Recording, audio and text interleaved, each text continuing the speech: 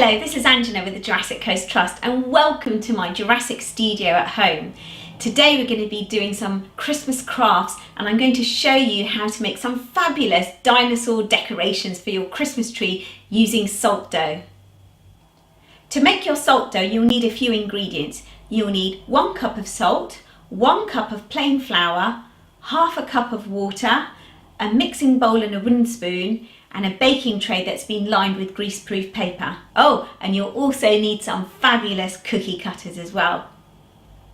Now, as a big fan of the Jurassic Coast and a lover of all things rocks and fossils, I can't help but think that I would love to decorate my Christmas tree using dinosaur shapes. And what I love to use, particularly with the salt dough, are these cookie cutters. They're by Dexam, and you can see that they're really colourful and bright and brilliant for children to use.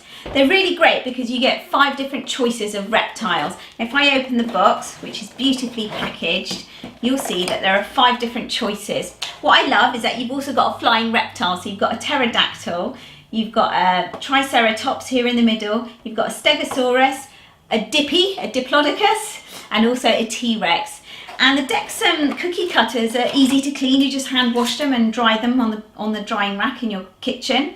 But they're really nice as well because they're very safe for children to use and they're quite nice and stiff, so they're not going to lose their shape as little children kind of press them into the salt dough. So I'll be using these to make my dinosaur shapes for my Christmas tree.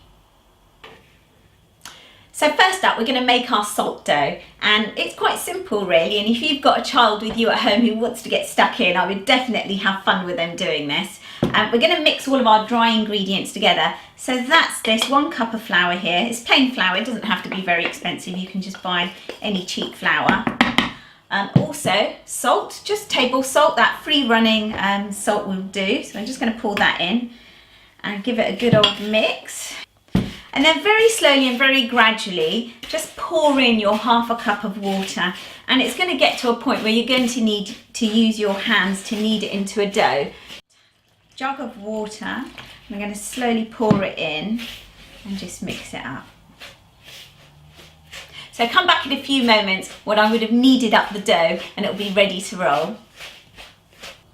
So I've been busy mixing my dough in my mixing bowl here, and I've been getting my hands stuck in and kneading it into a lovely ball, and you can see it's a lovely piece of dough now, and you can really squish it and squeeze it together.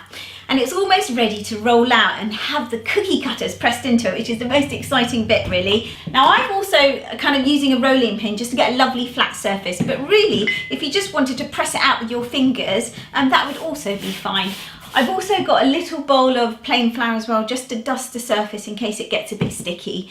So I'm just going to start off by rolling out the dough and just turning it over and just giving it that dusting so it doesn't stick to my surface here.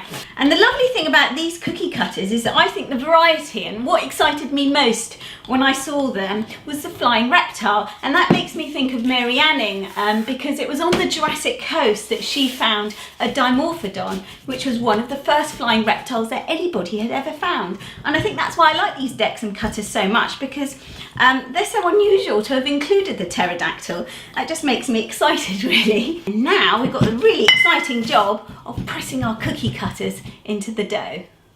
So here comes the best part to do with children, cutting out your decorations. So I'm going to start off with the gorgeous pterodactyl cookie cutter. I'm going to press it into my dough like that.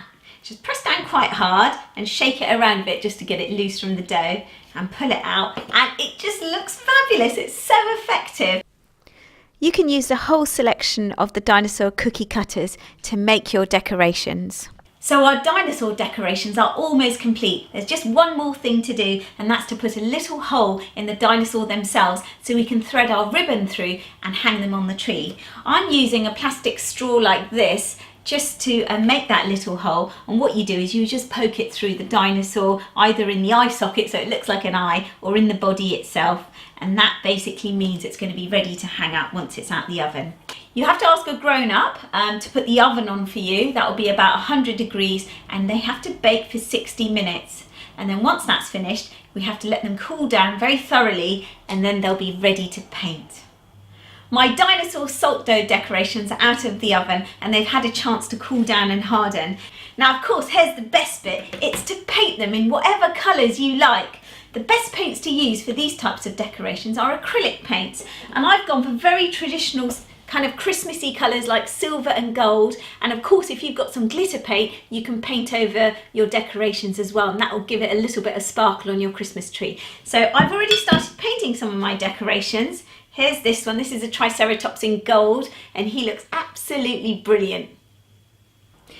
The acrylic paint is now dry on our dinosaur tree decorations and they look absolutely fantastic. I've also threaded through a piece of ribbon through the hole that we made with the straw so we can actually hang it up on our tree.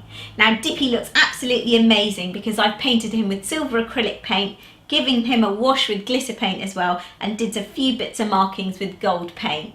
Tell us more about your creations over the Christmas holidays. Use the hashtag Jurassic Christmas, and I'd love to see pictures of what you come up with as you're inspired by the wonders of the Jurassic coast.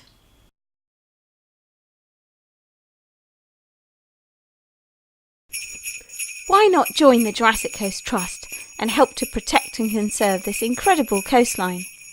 Find out more by clicking on the link.